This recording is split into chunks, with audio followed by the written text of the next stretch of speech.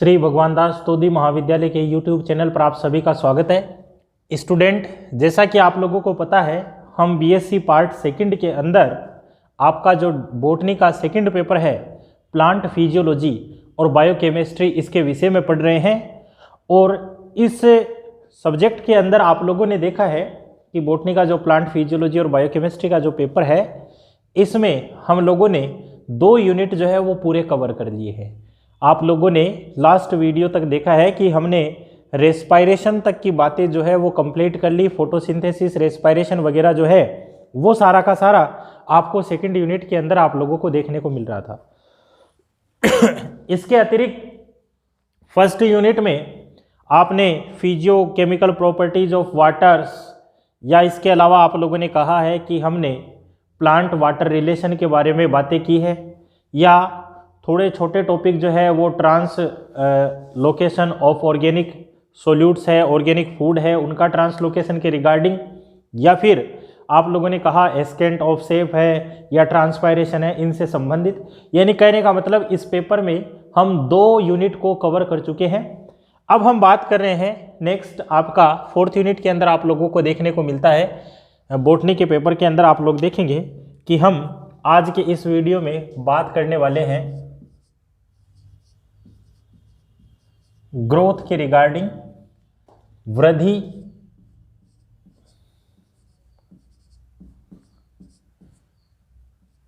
Growth किसे कहेंगे, वृद्धि जो है वो किसे कहेंगे, और प्लांट के अंदर ये जो ग्रोथ है वो आपको किस प्रकार से देखने को मिलती है। तो आप लोग देखेंगे कि वृद्धि जो होती है या जो ग्रोथ होता है वो सजीवों का एक लाक्षणिक गुण होता है, एक करेक्टरिस्टिक करेक्टर जो है उसके रूप में ये आप लोगों को मोस्टली देखने को मिलता है। साथ ही आप लोग देखेंगे कि ये जो वृद्धि है ये जीवन पर्यंत चलने वाली एक प्रक्रिया होती है, जिसे आप अनुमान लगा सकते हैं कि किसी सजीव के अंदर, उसके भार के अंदर, उसके आयतन के अंदर किस प्रकार की हमें वृद्धि देखने को मिल रही है। लेकिन इसको परिभाषित करना जो है वो थोड़ा सा आपको कठिन जो है वो देखने को मिलता है। साथ ही आप लोग देखेंगे कि ग्रोथ के अंदर कुछ बायोलॉजिकल प्रोसेस जो है वो मोस्टली आप लोगों को देखने को मिलती है कि ये एक प्रकार का प्रक्रम होता है जिसके अंदर कई प्रकार की एक्टिविटीज जो है, चाहे वो बायोलॉजिकल हो चाहे वो केमिकल हो, ये एक्टिविटीज जो है वो आप लोगों को देखने को मिलती है। और इन एक्टिविटी के परिणाम स्वरूप आप लोग देखेंगे कि जो कोई भी सजीव है जिसके अंदर हमें ग्रोथ देखने को मिल रहा है, उसका आयतन या उसका जो शुष्क भार जो होता है उसके अंदर हमें वृद्धि जो है वो आप लोगों को देखने को मिलती है। हम देखें कि ग्रोथ की प्रोसेस के अंदर कुछ ऑर्गेनिक सॉल्यूट्स है, उनको ग्रहण करने की कैपेसिटी जो है वो मोस्टली बढ़ जाती है, यानी कि उनका संभरण, स्टोरेज जो है वो आप लोगों को देखने को मिलता है। जो भी मटेरियल्स होते हैं, कंटेंट होते हैं जो कि प्रोटोप्लाज्म के लिए हेल्पफुल होते हैं, उनकी स्टोरिंग जो है वो आप लोगों को देखने को मिलती है। और इस प्रोसेस के अंतर्गत आप लोग देखेंगे कि प्रोटोप्लाज्म का जो निर्माण है वो हो जाता है, प्रोटोप्लाज्म बनता है, जो कि आप लोग देखेंगे कि सेल डिवीजन की क्रियाओं को पूरा करता है। और सेल डिवीजन होता है तो आप लोग देखेंगे कि सेल से नई सेल का फॉर्मेशन होता है। और जब नई सेल बन रही है तो आप लोग देखेंगे कि इसके बाद में जो पुरानी जो सेल्स हो जाती है उनके अंदर हमें सेल इलोंगेशन, कोशिका का विवर्धन जो है वो आप लोगों को देखने को मिलता है। और सेल इलोंगेशन के परिणाम स्वरूप आप लोग देखते हैं कि कोशिका का आयतन जो है वो बढ़ जाता है।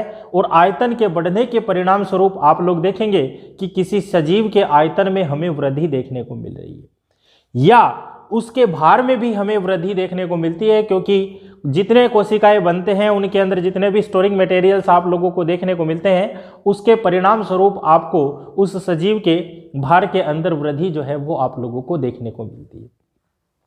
तो कहने का मतलब यह है कि ग्रोथ या वृद्धि की क्रिया के अंदर आप लोग देखेंगे कि यहाँ पर दो मेन बातें आप लोगों को, कुछ मेन बातें जो है वो आप लोगों को देखने को मिलती है कि भाई इनके अंदर कुछ पदार्थों की स्टोरिंग जो है वो आप लोगों को देखने को मिलती है, और उसके परिणाम स्वरूप आप लोग देखेंगे कि प्रोटोप्लाज्म का निर्माण हो रहा है, कोशिका विभाजन हो रहा है, कोशिकाओं का दीर्घीकरण हो रहा है, और इसके परिणाम स्वरूप आप लोग देखते हैं कि सजीवों के आयतन के अंदर और भार के अंदर हमें परिवर्तन जो है वृद्धि के रूप में दृष्टिगोचर होते हैं। तो वो सारा का सारा यहाँ पर आप लोगों को देखने को मिलता है।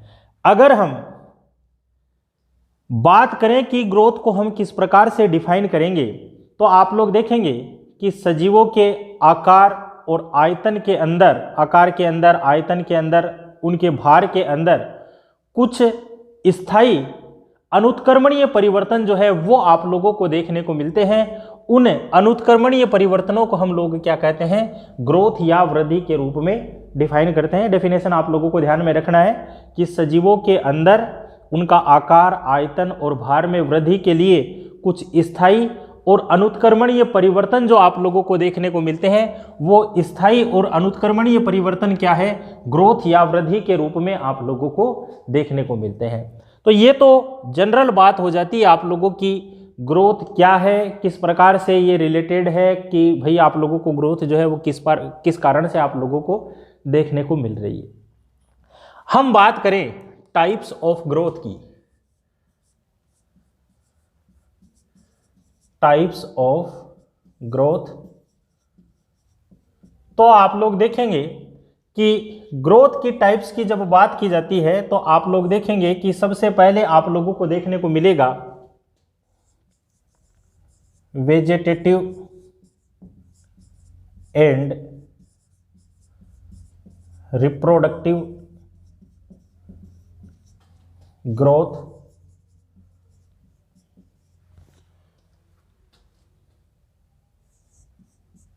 फिर आप लोग देखेंगे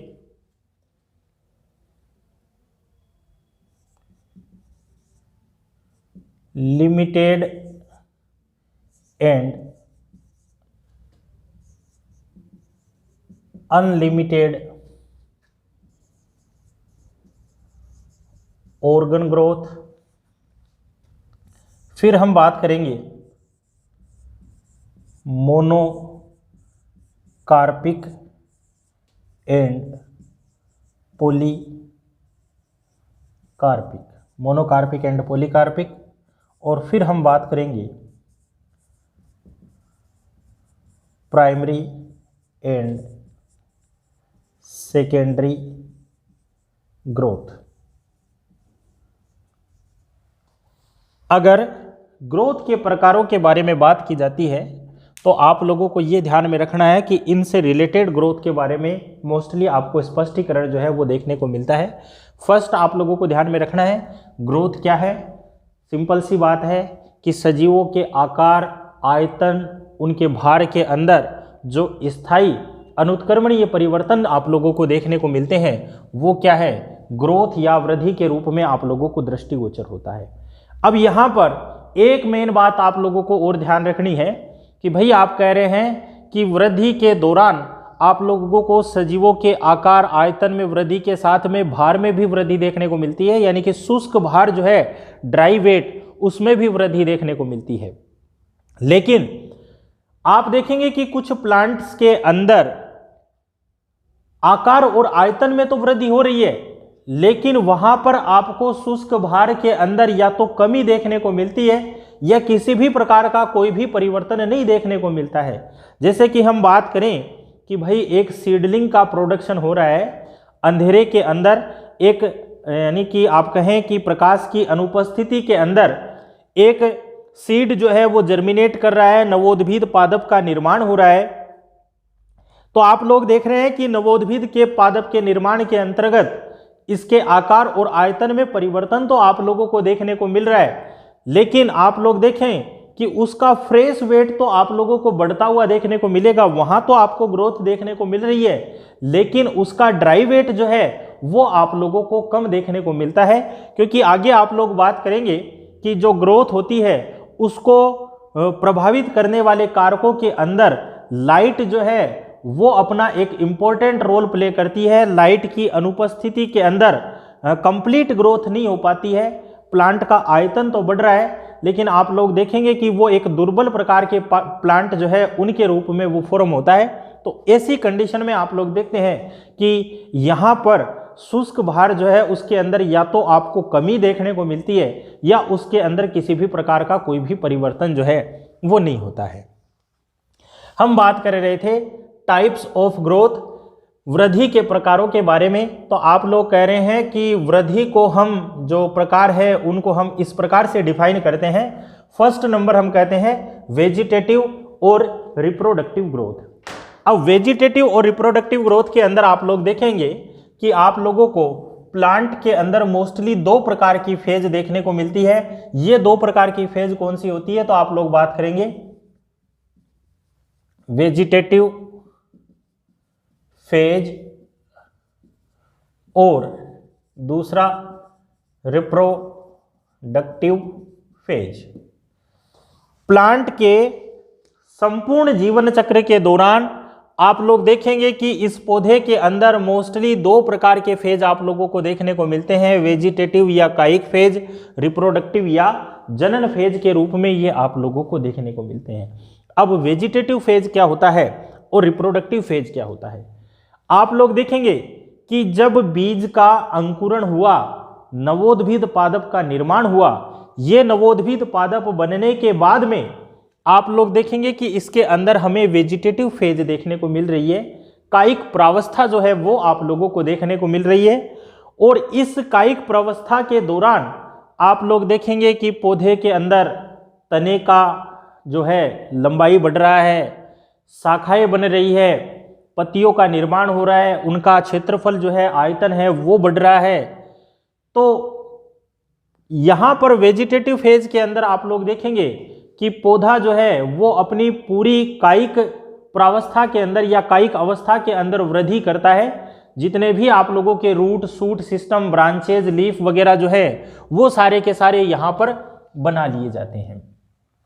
तो ये तो है आपका वेजिटेटिव फेज और इसी को आप लोग क्या कह रहे हैं, वेजिटेटिव ग्रोथ। यानी कायिक भाग के अंदर जो आपको वृद्धि देखने को मिल रही है वो क्या है, वेजिटेटिव ग्रोथ है।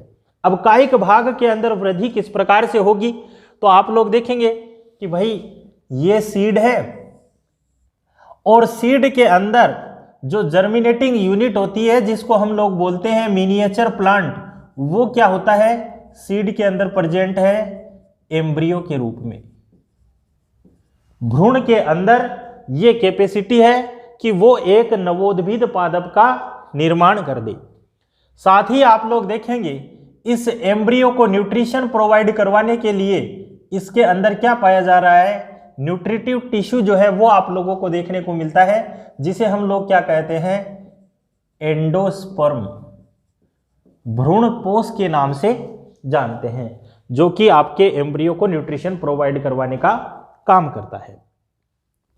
अब आप लोग देखेंगे कि इस एम्ब्रियो के अंदर एम्ब्रियोनिक एक्सिस के पार्ट जो है वो आप लोगों को देखने को मिलते हैं। भ्रूणीय अक्ष के जो भाग है वो सारे के सारे आप लोगों को देखने को मिलते हैं। आप लोग देखेंगे कि इसके अंदर मोस्टली एक तो आप लोगों को देखने को मिलता है रेडिकल और एक आप लोगों को देखने को मिलता है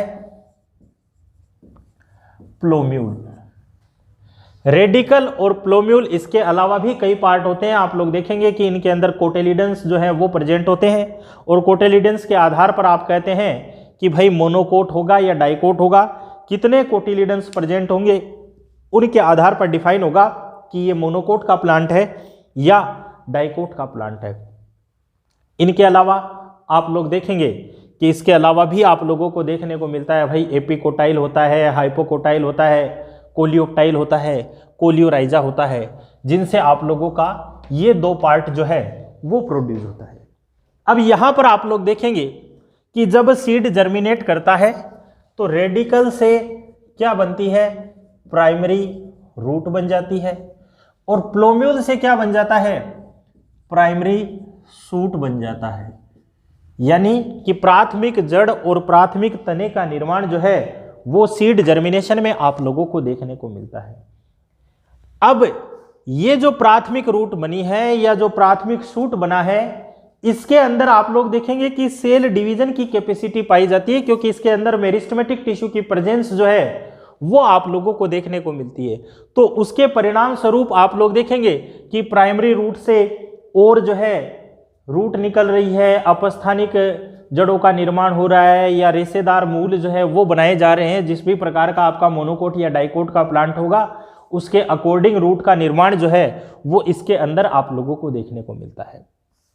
तो इसके परिणाम स्वरूप आप लोग देखेंगे कि विकसित प्रकार के जड़ों का निर्माण हो रहा है। प्राथमिक रूट से विकसित जड़ों का निर्माण हुआ, और जब प्राथमिक रूट से विकसित प्रकार की जड़ें बन रही है तो आपने देखा कि इनके आयतन में भी वृद्धि हुई है, इनके भार में भी वृद्धि हुई है। तो ये क्या रिप्रेजेंट कर रहा है? वेजिटेटिव ग्रोथ को रिप्रेजेंट करने का काम कर रहा है। आपने कहा प्राथमिक शूट से एक विकसित स्टेम का निर्माण हो रहा है, प्लांट के अंदर विकसित स्टेम बन गया, उस स्टेम पर ब्रांचेज वगैरह जो है वो सारी की सारी बन रही है।